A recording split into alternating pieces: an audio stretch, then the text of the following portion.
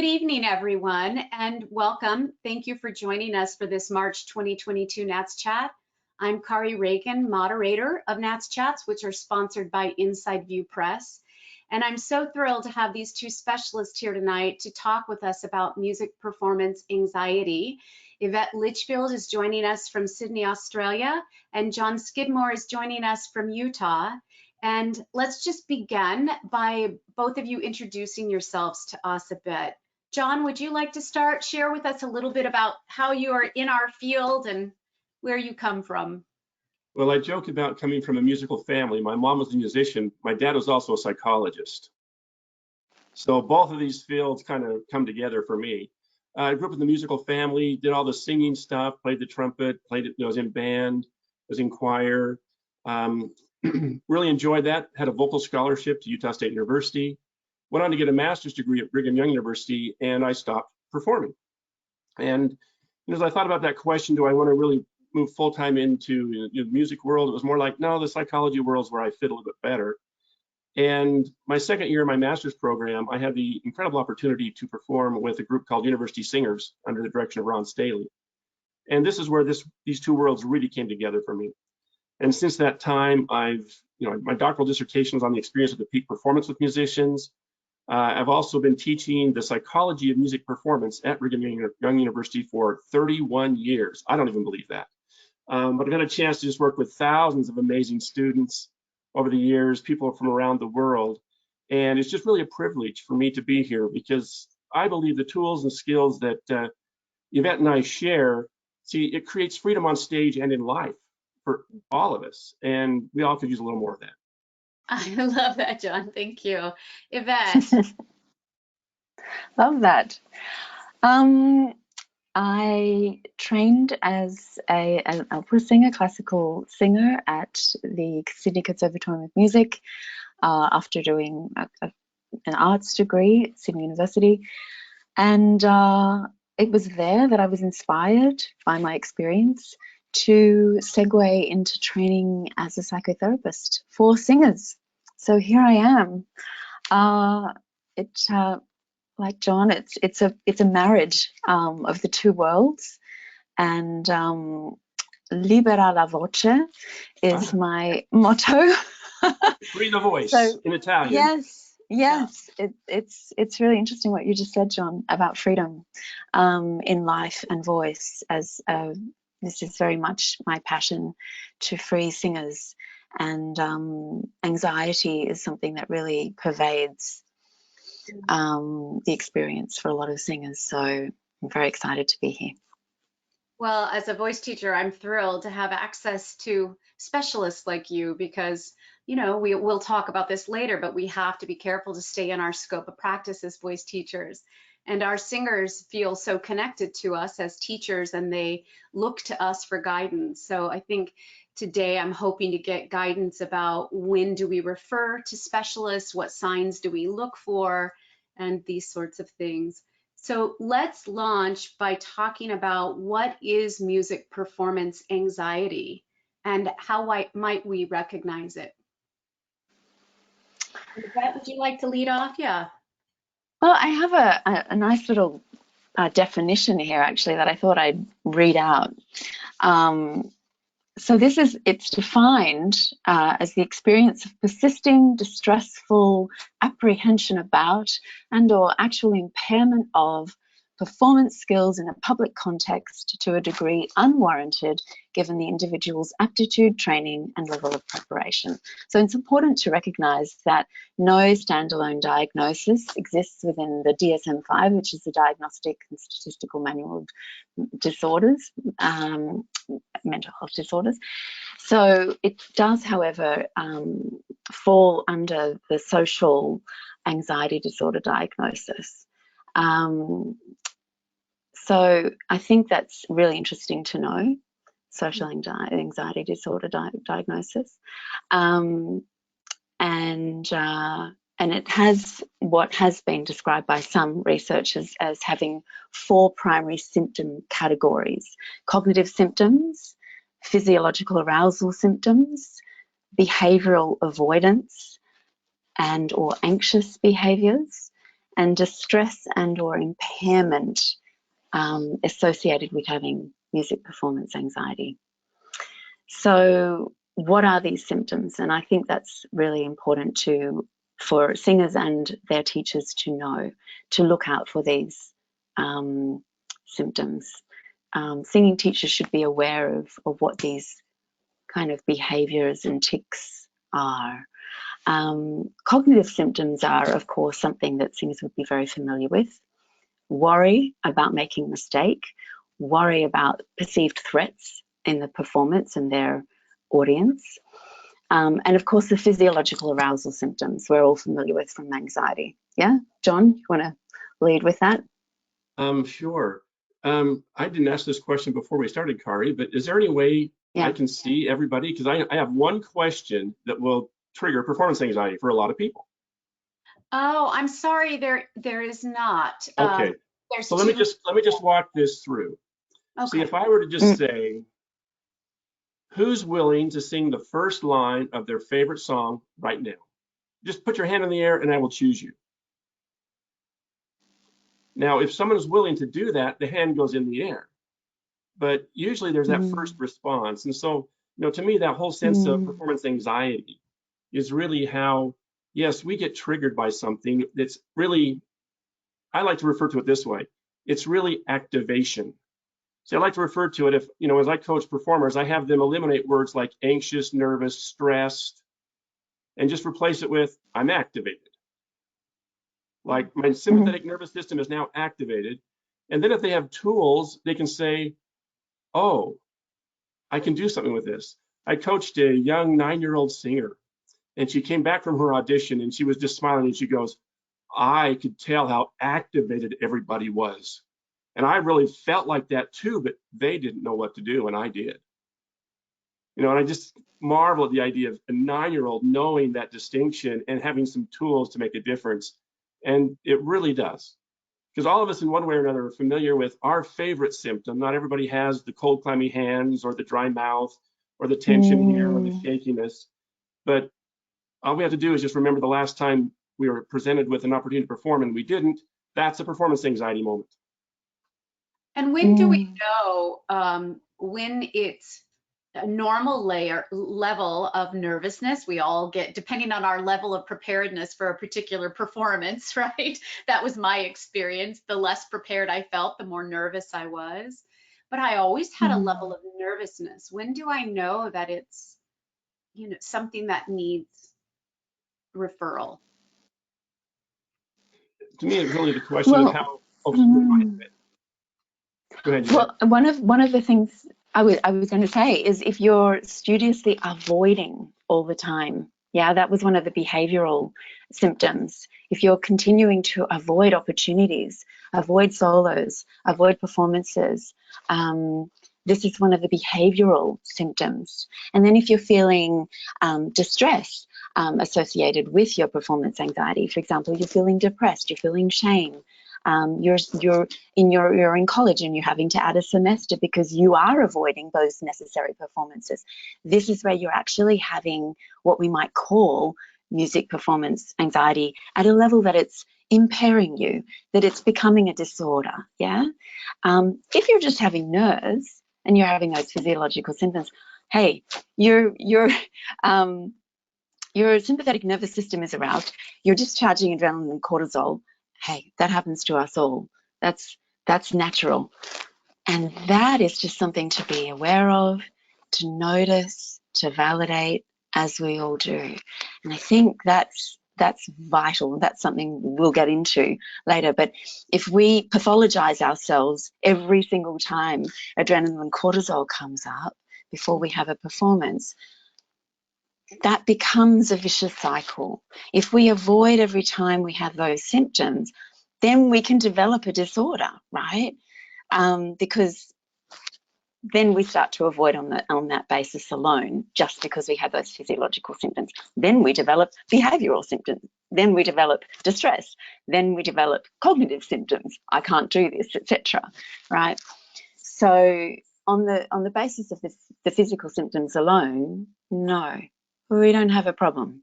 They're natural. They're our body doing its thing evolutionarily. One thing I like to talk about this in terms of the brain as a peak performance tool is that we can be activated faster than a heartbeat, just automatically. It's a conditioned response. And that flood of super juice, the cortisol, it takes a good 20 to 40 minutes for that to burn out of the system if we let it slide down and float away. But if we start getting anxious and worried, because we're anxious and worried, it keeps adding to it. And that adrenaline really becomes a counterproductive experience.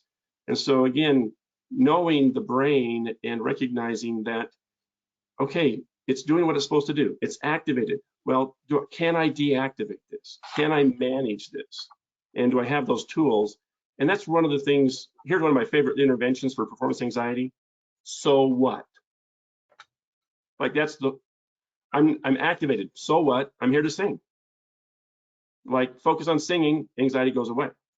But just saying the words, so what, sometimes can work for you. So I'm nervous, so what? Yeah. Talk about the deactivating. Do we want to go there yet about deactivating? Hey, should we just go with the flow, or do you want to go down the outline? I think let's go with the flow since you brought that up. Well, let me just jump on this and I'll share a couple of tools with you. I think it's real important to recognize the amygdala, the sympathetic nervous system. It's fully functional by the time a child's 2 years old. Whereas the frontal cortex takes a good, 26, 27 before this part of the brain gets fully plugged in. And so we've been learning a lot of things that will activate us. Starts out with pleasure or pain, very obviously, but it doesn't take a long time before it's like social acceptance, rejection, good, bad, right, wrong, these kinds of things. And so pretty soon we go from the physical pleasure and pain very quickly into the social, emotional, validated, accepted, good, right, welcomed, unwelcomed, approved of, all those different kinds of words. And so virtually anything can trigger or activate this central nervous system or the sympathetic nervous system. What we need to be able to do is start to, one, recognize it as, hey, my sympathetic nervous system is activated. So what? That's really a powerful intervention. Or to say, oh, let me share with you one simple tool. This is one of my favorites. If you just grab your little finger like this, so all of you can try this and do this. The first thing you do is just say out loud, body, I am safe. It is time to relax. So you're declaring that you are in a safe place right now. So all you singers know about diaphragmatic breathing. Make sure you're breathing from the belly. Okay, as you inhale, squeeze your fingertip. As you exhale, say body relax. Next finger. Body relax.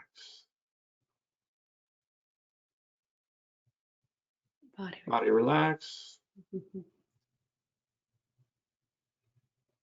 Body relax. Body relax. Other hand, as you breathe, think the word confident, bold, expressive, sparkling, whatever words you want to bring out on stage with you. I got this. That's just a simple exercise when practiced helps shift the physiology and the mindset. So you're now, rather than going into, oh, this is so scary, it's like, wait a minute, I'm gonna just deactivate a little bit, but I wanna get focused and I'm bold, I'm confident, I'm expressive, I'm sparkling, whatever those words are that work for you, and I got this. Just a real simple little tool in that sense of deactivation. Yvette, what do you teach your clients about deactivating? I love that. So that is very in keeping with the mindfulness that is implicit in the approach that I use. So normalizing anxiety and acknowledging, cultivating self-compassion and acceptance, the importance of breathing.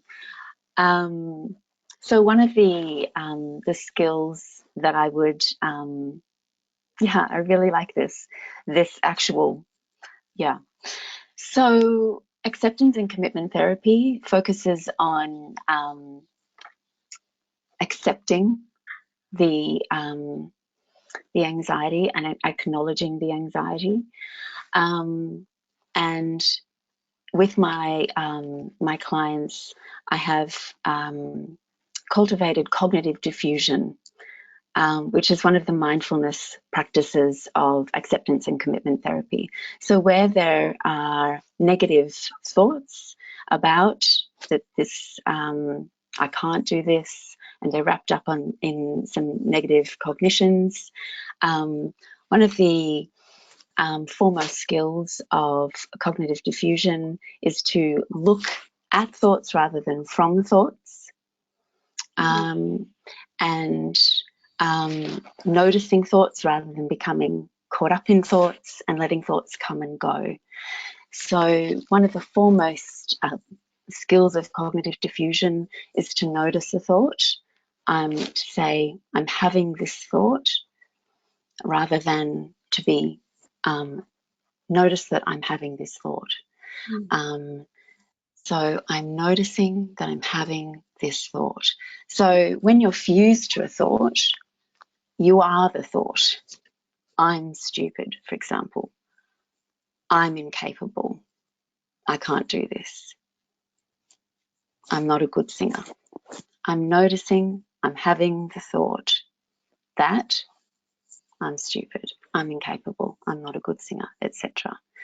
So this is a foremost skill that I teach my clients, to go through that process of noticing.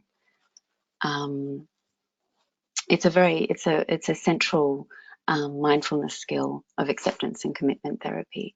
It's a really, really helpful way of defusing, taking the thought from the mind and giving yourself some space to actually take it out of the brain and look at it and say, examine it for veracity, examine it for truth, and say, give yourself some space from it, because when we're fused to it, we become that that thought. We embody that that identity. Speaking of identity, for singers, one of the difficulties is that our voice is our identity, and that contributes to music performance anxiety for singers. And earlier, John, you were saying that our amygdala is formed very young, and our that sort of social sense as well, construct of good and bad and better and worse and comparison, develops fairly young as well. And so I thought I might jump back to what contributes to music performance anxiety for singers in particular, if I might. Yes, please. Is that okay? Yes. Yeah, just in terms of just the fact that for singers, perfectionism is something that's often something that they're born with a propensity for in their nature, and then it can be cultivated depending on their nurture. And I think John and I were saying that in our client base, we find sometimes that due to adverse childhood experiences, if they have trauma, if they have narcissistic parenting, if they have an environment within which there are things that breed a need for control or that exacerbate perfectionism, any kind of evaluative threat in the audience is going to, of course, give rise to more performance anxiety. I watched. So this, may I interrupt? Please go right ahead. I'm at my daughter's home. My 11-year-old granddaughter's on the drum set with rock band, and she was just killing it. A 9-year-old was on the guitar, and a 7-year-old's on the microphone, and they were just nailing it. They were doing so well. The 4-year-old wanted in on the fun. Well, the 9-year-old gave up the 11-year-old gave up the drum set. He starts to play, and it wasn't very long before this big word "failed" was up on the screen, and he's all upset. Well, he trades off with the guitar. Boom, failed. on that screen again. He trays off to the microphone. Boom, failed. I actually have this picture, and I'll use it in a presentation. And next you know, he's on the floor crying, I can't do this, I can't do this. And he was mad. Now, part of this is natural child development. I mean, we run into lots of things we cannot do. And so you know, this is where not only do we have an experience, but it's what we made that experience mean. And all experiences are not equal. You know, some would say, well, that wasn't a big deal. Somebody else would say, no, that's a really big deal. And again, it's part of how we come together in our brain and get that to stick. And boy, when it sticks, it can be really difficult to get out of there. Absolutely. How that gets processed and how children are encouraged to process that concept of not succeeding initially. Is it okay to not succeed, not be the best, etc.? Is a fail the first attempt in learning? FAIL. Yeah, that acronym is something that I try and instill very much in clients. Just a first and a second and a third and a fourth and again and again and again. It's one of many. So yeah, it's but we, as I said, John, earlier, if there are those adverse childhood experiences, it can give rise to and consolidate that rigidity around it's not being okay to fail. Absolutely. The need for control and the black and white thinking. So dismantling that, noticing that I'm in the moment, it's okay. Actually, I'm noticing anxiety. I'm noticing that this is happening, because when we're under threat as a child, when we have adverse childhood experiences, what happens is we go into fight flight.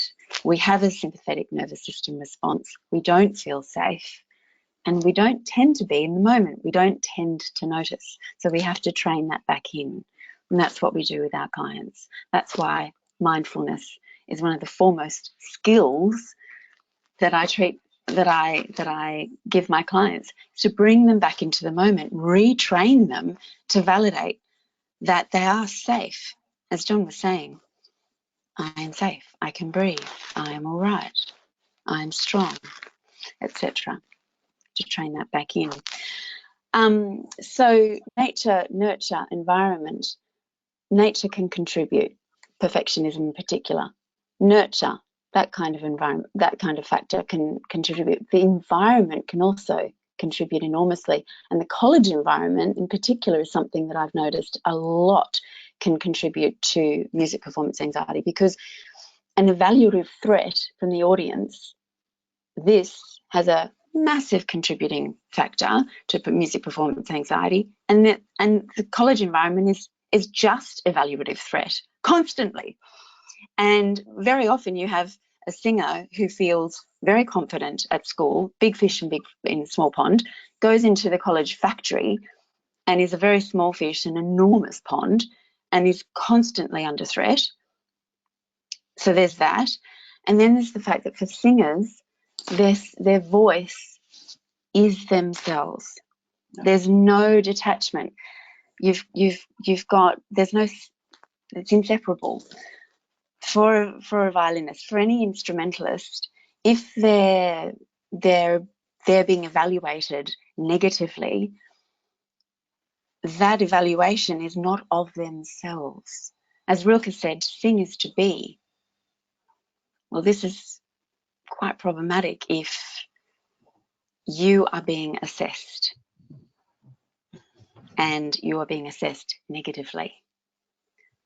If what you are, your self-esteem, is built on who you are and what you do, and they are one and the same, and you are being assessed, your very self and what you do are inextricably linked and inseparable and impugned, this is very challenging for your self-esteem. And when it's being evaluated for 3 years full time, you can come out of that with huge performance anxiety. So for the violinist or any other instrumentalist, I use a violin because we can imagine a violin very readily. They can set that aside. If somebody says, I don't like your timbre for 3 years straight. If somebody says, I just don't like your timbre, they can say, well, I might just get another violin. What does the vocalist do with that? What does the singer do with that? I've actually known singers who have had crises over that. What do they do with that? John, you work with, you're at BYU, you work with a lot of college students, and to Yvette's point, that's specifically around that. That's not our only focus tonight, but what are your thoughts about what you see in that particular cohort? Oh, you know, what a talented group of people. When you think about the musicians that you know, I mean, they have aspirations, they've got their desire, their passion with their music, and they really want to bring that out. And they want to bring it out in a way that really shines, like this is really good. Well, this is where they have all the early training about amygdala showing up. I've had teachers that have given very valid, reasonable, effective, I'm going to use the word information. And the student hears that as degrading, I'm not good enough, I can't do this, I'll never be able to do this. And so that sense of perfectionism is something that all of us need to look at and say, well, that is really contrary to becoming a great performer, because the more mistakes you make, the faster you're going to be a great performer. And so if you go into performing trying to avoid mistakes, it's just going to slow the process down. And you know, I've been teaching the psychology of music performance, and one thing I just love about that class is I'm giving tools and skills to students that they'd only get if they went to go see a psychologist. But they're getting them in the context of seeing a teacher. And it's just really a powerful thing to add to their toolbox so they can deal with those black and white thoughts and the disappointment and the perfectionism. I had a student caught up in that perfectionism. She started my class and she shared why she was in my class, and she simply said, performing has become the cruelest form of torture. Now, when you hear that, again, the expectation from a very talented, very accomplished young pianist, but it was also exciting to hear her say, hey, I performed my master class on Friday and I actually played well and I enjoyed it. I made some mistakes, but I enjoyed it. And I think that's one of the things that perfectionism does, is it takes the enjoy out of performing. Well, I love the conversation too tonight about just observing our thoughts. I mean, John, you gave us some specific things to do, but previous to that, just observing. And I know one of the things I have the benefit of being Yvette's friend that I've learned from her is beyond the next step beyond observing is having self-compassion. You know, that we observe those thoughts and then we pause and offer ourselves compassion for those thoughts. And I think that's an important part of the conversation perhaps tonight is the self-compassion piece. Well, it certainly doesn't help to beat yourself up. And I was doing a presentation at a university and I asked how many of the students consider themselves to be experts at what I call the post-performance bashing. And about 3/4 of the hands are now in the air.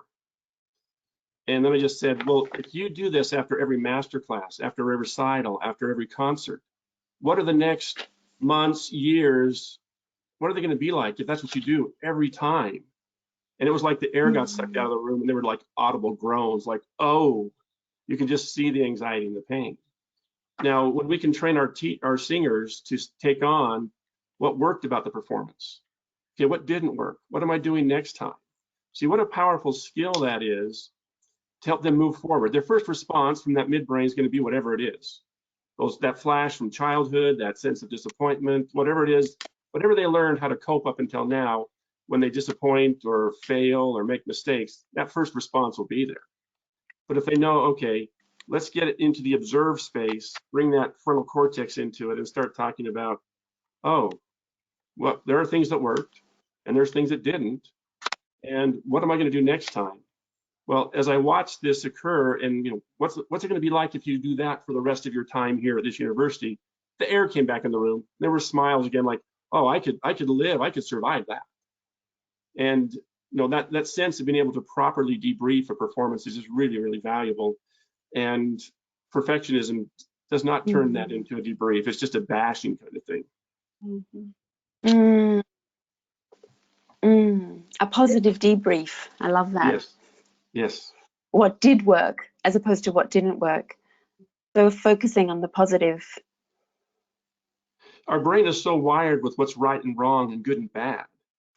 And so any kind of mistake is labeled bad. But, well, what worked, what didn't work?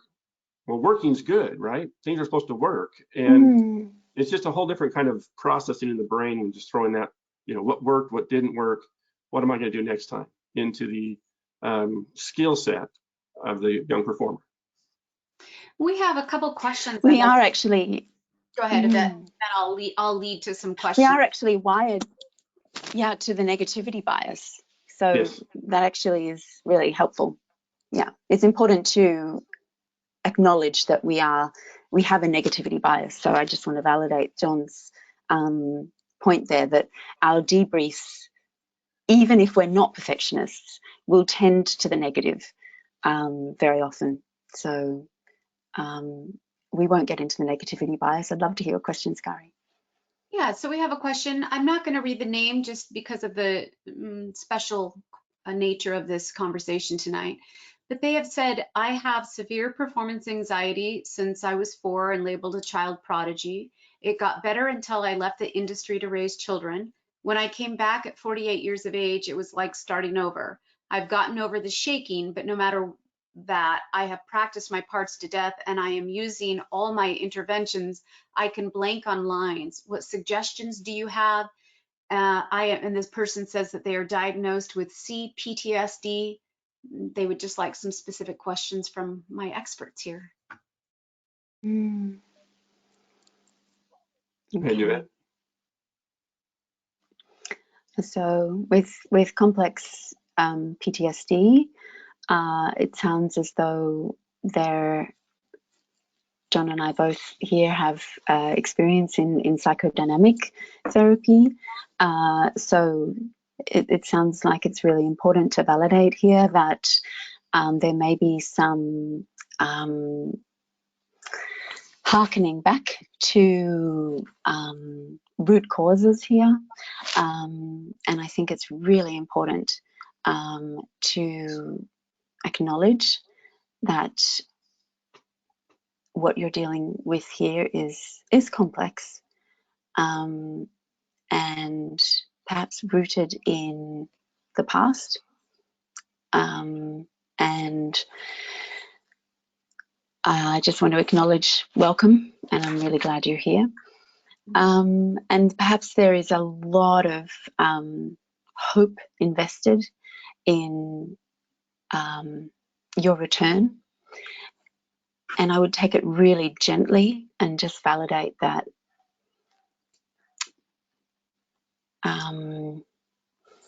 Okay, so step by step, incremental steps toward this.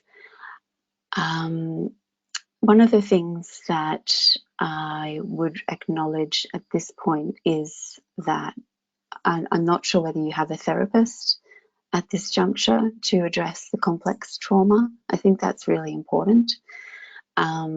I don't think this is something that can go unaddressed before you can address your performance anxiety. I don't think the two are inseparable.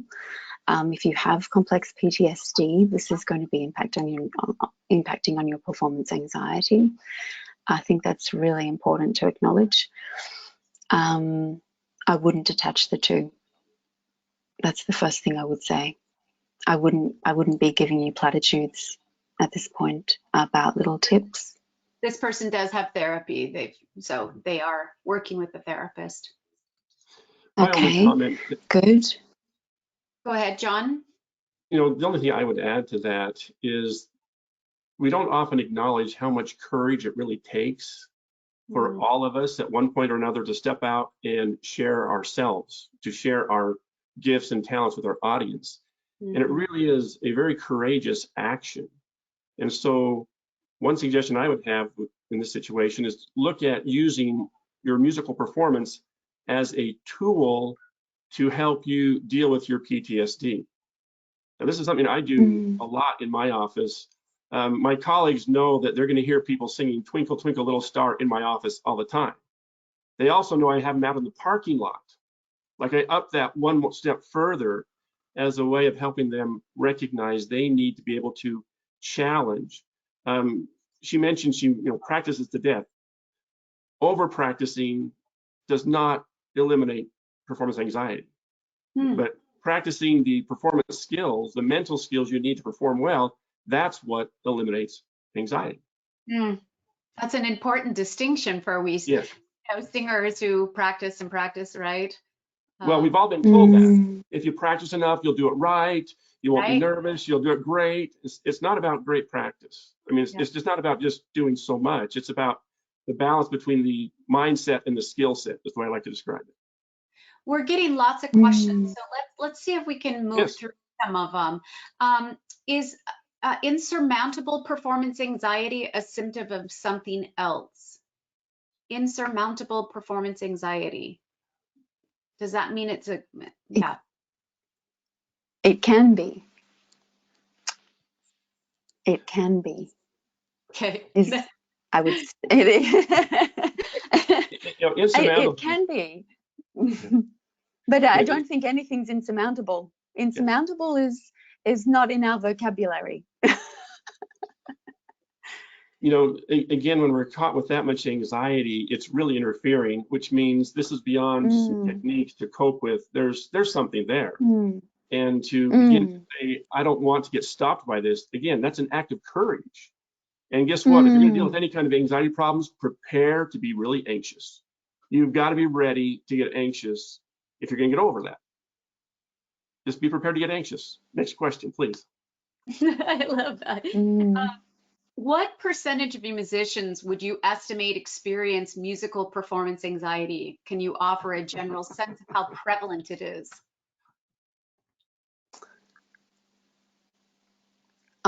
I've read different statistics. John, would you like to posit? I've got a statistic. Would you like to? Yeah. What's your statistic? I think about 25%. One of the things I would look at that is the number of performers that are using beta blockers to cope with anxiety. That's a kind of question. And I don't have a current study, but I know that well over half of some major symphony orchestra, over half of the performers are on beta blockers. And so, the statistics aren't really as valuable as if you are dealing with this, figure out how to deal with it. Learn the tools and skills. Because if it's in your world, it's something you want to manage. Another question, how do you support students with diagnosed disorders such as PTSD or GAD? And would you explain what GAD is? Generalized anxiety disorder. Okay. So how do we support our students that we know have this diagnosis, either of these diagnoses? One thing you could do is giving communication with their therapist and find out when the next recital is or the next performance is. And so you're coaching the vocal part of this performance while the therapist is coaching the psychological part of this, this student, so they're ready on that, the 25th. So that they're really seeing that they're being supported from both sides. I think it's just a phone call away. Oh, that's interesting. I wouldn't ever think to, except with Yvette, who we do share clients, although we never, ever discuss them. So that would be very interesting to get the permission from our singers and say, would you like me to talk with your therapist, or just invite? Are you suggesting a conversation or just the invitation to come to something, John? Well, I would suggest a conversation and say, okay, not that you as a singer, as a voice teacher, have to become the psychologist or the therapist, but it's really like, let's work together. How could the therapist work with you? You can work with the therapist. So this is now a practice project. I had a client come into my office who was having panic disorder. He couldn't go to the mall. He couldn't go to stores. He finally came when he couldn't go to the grocery store anymore. That's when he finally came into my office. Mm-hmm. Well, I found out that he was a church organist who hadn't touched the organ in a year and a half. Well, as soon as I found that out, I had him preparing to get back on the organ bench, and we just worked through that process. And yes, I had him in the grocery store, and we walked to the grocery store together. Yes, I had him in my parking lot singing and, you know, dancing in my parking lot. But all of these tools came together to where, okay, he can go to the mall now and he can play in church. But I used his, you know, performance anxiety about the organ to actually, okay, this is our practice project now. This is how we practice coping with and dealing with anxiety. Mm-hmm. We've got a question about, do you have any tips for starting to talk about performance anxiety with young singers, say 9 or 10? It's a great question. Like, how do we start to train our young singers? And I would just add to that, do children tend to be more fearless, or do you find that 5 to 10-year-old either tends to be someone who perhaps might have more anxiety and nerves, or they, yeah. So I'm going to add to that question. Yvette, do you want to start, or? I actually, I think I'm going to hand that to John, given that you have little kids you've referred to. Go ahead, John. Okay. Well, here's just a simple way to describe it, is our brain, and this is how I describe this with kids. This is the ABCDE of the brain. And A stands for the amygdala, activation. B is for body and breathing. C is for cognitive, correct thinking. D is for decide. E is to engage. And so you can just teach the young singer, hey, you're going to get activated. Boom, your brain is all fired off. You're activated, but are you in danger? So you teach the young child that fear and danger, they're not the same. There's a distinction between a fear and a danger. You're activated, yes, but are you in danger? No. Okay, do you have the tools and skills to calm the body down? And as soon as you calm the body down, you can get your thinking corrected. Okay, I'm not going to die. This isn't terrible. All right, decider brain, I'm going to do this. Okay, let's go do it. And so having kids understand that these first responses, this flash of anxiety, so what? But it's also important to have them trained so they can say, yes, I'm activated, but this is what I want to focus on, and this is how I manage it. And it's really just a question to normalize. But it was really amazing to see that 9-year-old talk about, I knew what activation was, and it really didn't, I managed mine, and they weren't managing theirs. She landed that audition. You know, it's just really exciting to see that. So the younger a child can learn these tools in terms of self-regulation, the stress response, and teaching them. I was at a jazz band concert or festival for my son, and I overhear a teacher talking to a student and who said, well, are you nervous? And the son or the teacher goes, or the student goes, yeah. And the teacher said, well, you should be. And I'm going like, no, we don't have to teach our students to be anxious. Let's teach them to be confident and expressive, but we've also got to teach them to manage that sense of activation, because when the brain pops like that, it's fight or flight. Works great with rattlesnakes. I've walked into a few, boom, I'm out of here. But it's like, I'm activated, yes, but in danger, no. Let's calm the body down. Let's get our thinking clear and correct. Let's decide what we're going to do. Let's go do that. And then they can jump out there on stage and have just so much more fun. I love that. This is a wonderful question. If a student seems to be having a bit of a panic attack immediately before a performance, and this has not been an issue in the past, is there a good triage, or should we just suggest cancellation? Well, there's absolutely triage. And what suggestions then would help us to triage, Yvette? It's really important for them to know this is not going to kill you. The panic attacks do not last very long, and you can breathe through it. So panic attacks can be managed, and it's really important to 5, 4, 3, 2, 1 breathing would actually be a really good thing to do. 5 things you can see. I might actually send this. I always get this wrong. 5 things you can see, 4 things you can hear. Oh my gosh, John, Three do you things you can remember feel or that? touch. What is it? Three things Four, you can. Three things you can feel or, three well, things I you wrote can it. feel, 2 things you can touch, and 1 thing you can taste. Or Ah. 1 thing that's good about you. Because if your self-esteem is flagging or you're feeling really low, I quite like the 1 thing that's good about you. So 5, 4, 3, 2, 1. It's known as the grounding exercise of the senses. And I mean, you can also do it, you can be more specific, you can find 5 blue things or 5 things starting with B or a letter. Just look around you. But basically, it's basically it's a foremost grounding exercise to help people get into the moment and calm them down. But the first thing they have to do is take 3 deep breaths, and it works.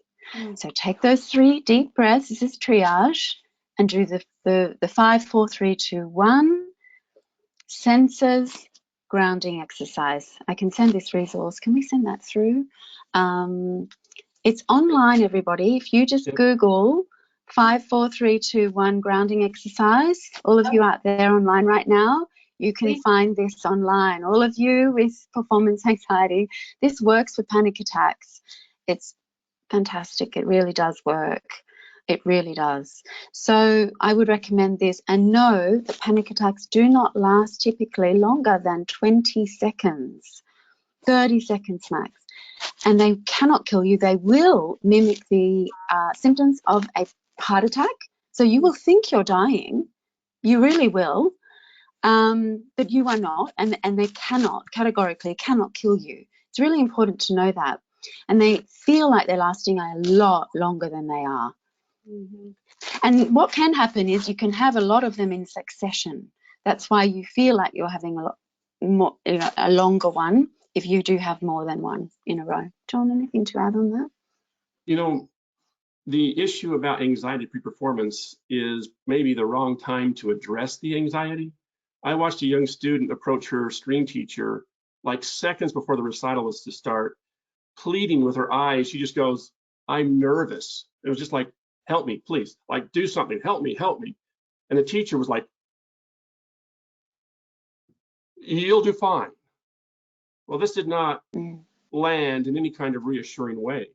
And so what I would hope, as you use some of these tools, as you learn these tools tonight and you learn more about this, what if for 8 weeks you've been talking with this student?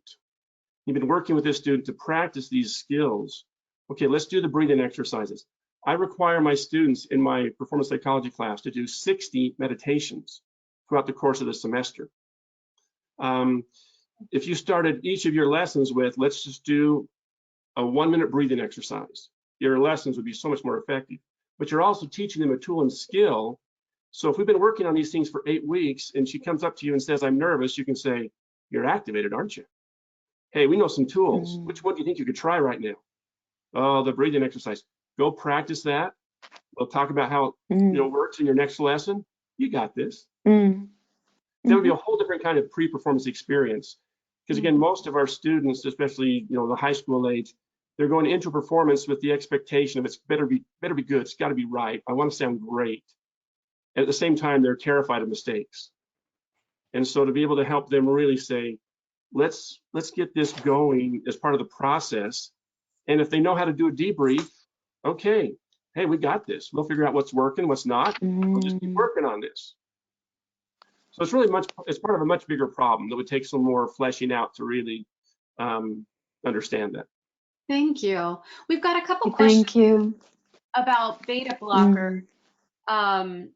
Is there another more beneficial way other than beta blockers? And hang on, there's another, I want to get this in all about beta. And does using a beta blocker prevent singers from creating an authentic, emotionally integrated performance? Well, I just wanted to quickly say about what John just said. Mindfulness approaches don't tend to work first time round. There's something that need to be practiced again and again. And beta blockers are something that are helping us avoid And one of our foremost mantras as practitioners is to avoid avoiding, because that gives us a sense of empowerment and self-efficacy. Builds what? It builds confidence. Okay, so what we want to help you do is believe that you can do this, you've got this. And what it does is help you believe that you can do what? Perform. You've got this. There's nothing to be afraid of. And if you continue to use the beta blockers, you're continuing the narrative that you're not okay without them. And that if you accidentally don't have them or you miss it, you're not going to be okay, when in fact you are, and that there's something to be afraid of, and that you're not safe, and that all these symptoms are something that you have to block. No, you don't actually need to suppress them. The adrenaline and the cortisol are there. They're okay. You can actually calm yourself down through other means. You don't need the beta blockers. And by taking them all the time, you're just sustaining a narrative of dependence and a lack of self-efficacy. So yeah, there are other ways, there are other tools, but they need to be practiced, as John was saying. Ideally, very often, daily, but only for a few minutes. So you need to change those neural pathways. I'm encouraging, rather, that you change those neural pathways. There are other ways. But I say this with a great deal of compassion. Beta blockers do help, and they can be used, I would say, I would encourage transitioning with some mindfulness skills and some other skills for a period of time. This question of beta blockers has been around for a long time. Performance enhancement chemicals is a part of life for all of us in one way or another. The question I usually come back to is it part of a treatment team perspective? Or we have a psychiatrist just prescribing these, or a family doc, or your stand partner, or somebody in the alto section that where are you getting your beta blockers from? I think is a really important question. And to see it as the complete treatment program is a real disservice to yourself. I loved, Yvette, how you were talking about that as practicing avoidance. Okay, it might help you. And the other question too that I'm just trying to think how current my research is on this, but there's no question about they help reduce anxiety, but do they really help you perform any better? See, that's another question, because most of the beta blocker research is done with, reports, scales reporting reduction in anxiety. And the question about impact on performance. I have talked to performers who have used beta blockers and felt that sense of, I couldn't bring my energy, I couldn't have what I wanted to express myself in my performance. And if that's the case for somebody, that'd be an inappropriate tool. So that's great. And are there things that you would want those of us who are voice teachers to know from your perspective, things that you see in your practice over and over that you think, gosh, I keep seeing this in my singers. I surely would like to, get this information to voice teachers to know this thing or that thing, or something we can do to make sure we create a positive learning environment. Anyway, that's a big question, but I would just like to know big picture things that you both perhaps have observed and would like voice teachers to know. One thing in particular I want singers to know is that singing is one skill. Singing in front of others, which is performing, is another skill. Please have compassion, self-compassion, all of you singers, around the fact that these are two different things, and that just because you have the skill of singing and that you have a passion for that, please don't expect of yourselves that you'd be natural born performers. The skill of performing, the skill of singing in front of others is an entirely different beast and an entirely different skill, and it takes a lot of work to build up that muscle. And if, like this first questioner, you are returning to that skill after many years and having children, it's a muscle that you now need to work up again. Have a lot of compassion with yourself around that. That takes, as John said, an enormous amount of courage, and it's fantastic that you're doing that. So please know that even if the singing muscle is okay, the singing in front of others muscle is an entirely different thing. That's the thing I'd really like to say. The thing I would add to that is to just really recognize how what an important place you have in the life of who you're working with, and that you really want to create a safe space in your studio. You know, when you think about child development, we're talking about they have so much to discover, and there's so much to master. What are they going to get a sense of competence with? But it's also about the relationship or the context they have with everything.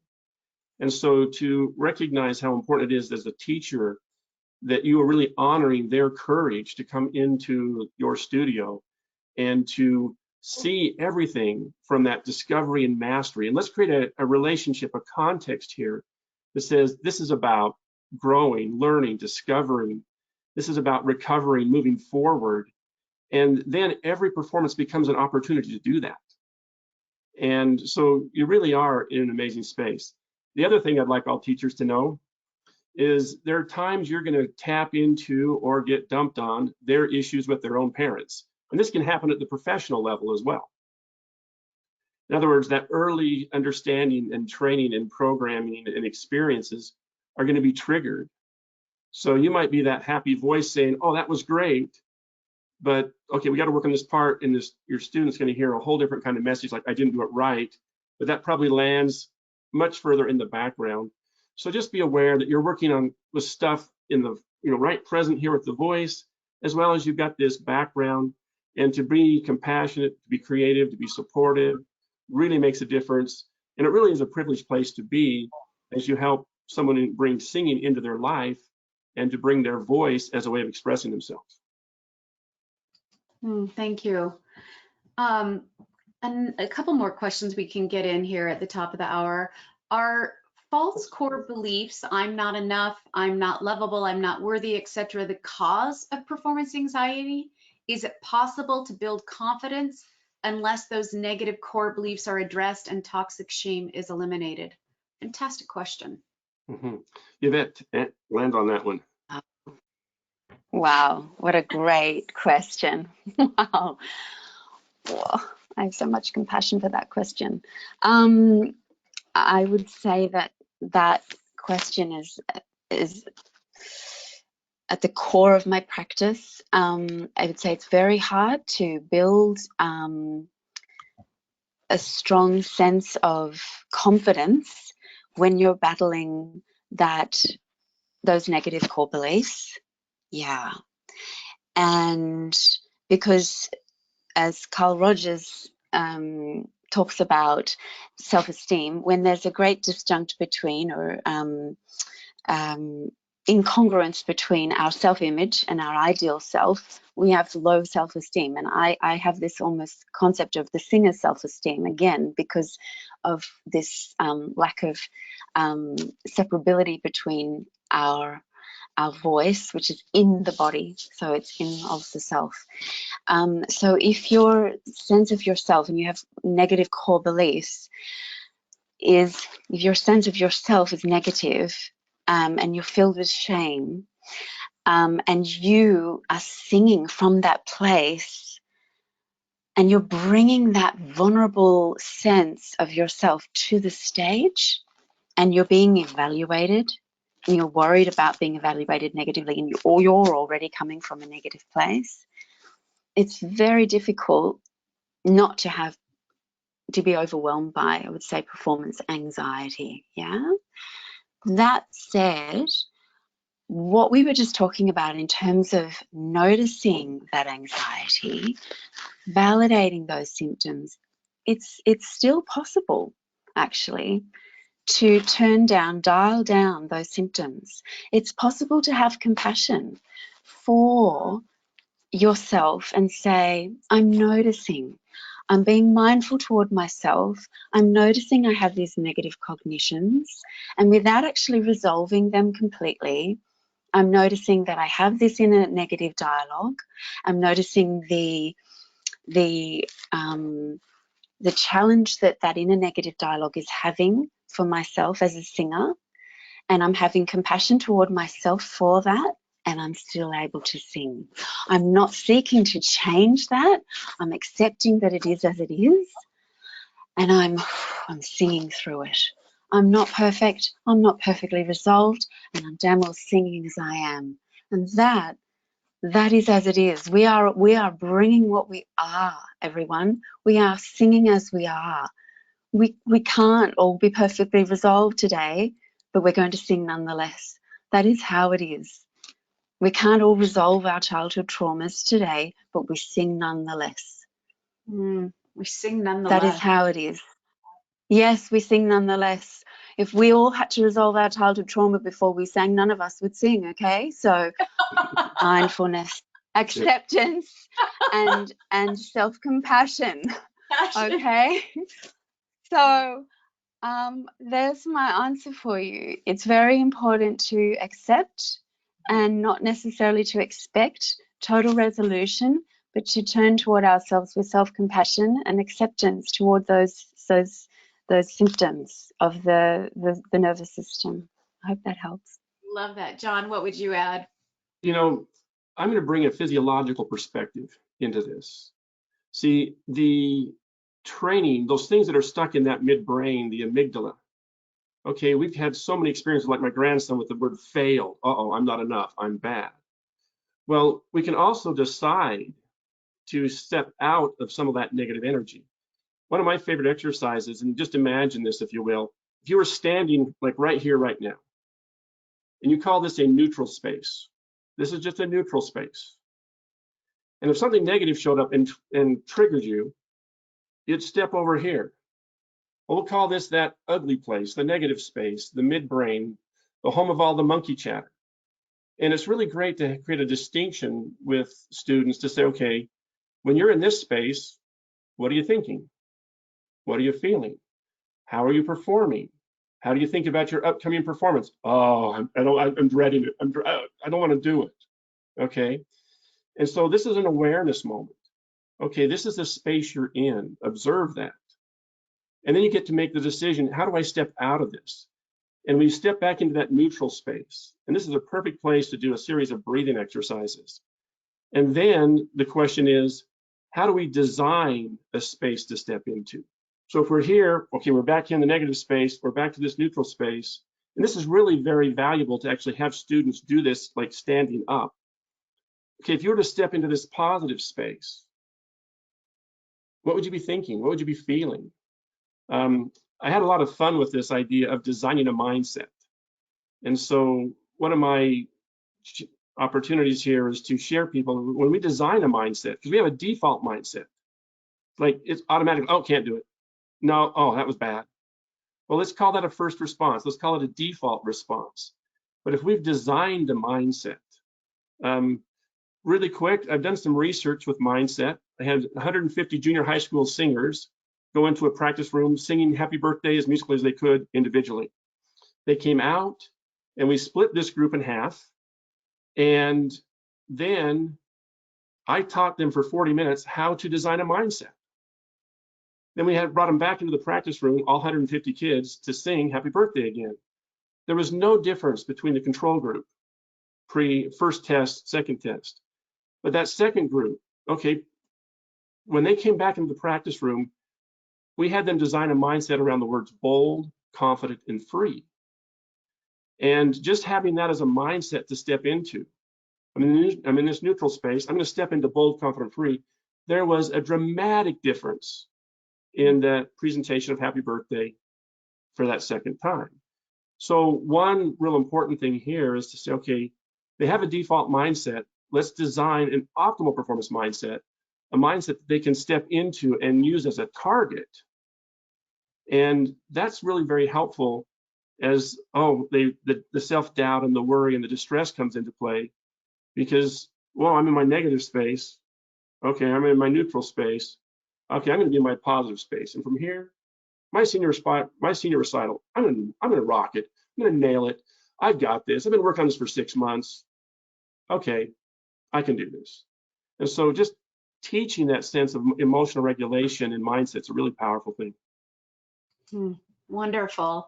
Beautiful. Well, yeah. Is there any other, as we close out here, any other parting words you'd like to give to our voice teachers? We've covered so much already, but I just want to make sure if there's any other piece of information that we kind of discussed in our pre-chat that we didn't cover. Any final words? Please feel free to email me if you have any other questions or would like to follow up with anything. It's jon@johnskidmore.com. Is my email. And I guess really what I would say is just to recognize that performing is a process. It's not the all-important event. It's this process we want to start with the mindset, and we want to develop the skill set and mindset skills and prepare ourselves musically and mentally. Then we go out there and share, and we want to be able to say what worked, what didn't, what are we doing next time? And when we can do that, we keep moving forward as performers. And to me, that's probably one of the most important parts about what I like to share and teach. Wonderful. And John, do you have a website? JohnSkidmore.com, yes. Okay. And Yvette, your parting words, and also, is your website launched yet? No, imminently. It's just being updated. Okay. And do you want to share your YvetteLitchfield.com, therapy@YvetteLitchfield.com. Okay, great. I'd love to hear from anyone.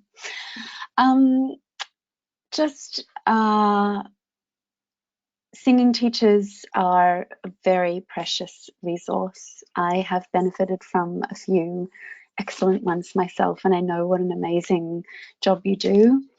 And I've moved into this field to help alleviate the load that you take, because I know that some of you end up essentially as default therapists, as de facto therapists. So I hope that this has been of some use to you and you singers out there as well. And I wish you all the very best. Well, it has been a privilege to be with two such experts and empathetic humans as well. Your clients are very lucky to be in your care. And so thank you for this conversation. I want to remind everyone that our next NATS chat is April 10th. We will be discussing singing voice specialists, controversies, and collaboration. Anybody who knows me knows that that is a very near and dear topic to my heart. My guests will be Peggy Baruti, Marcy Rosenberg, and Lita Scarce. So I hope you'll join us for that conversation. And with that, we wish everyone a good rest of your day and continue to be safe. Good night, everyone. Thank you. Good night, everyone. Good night.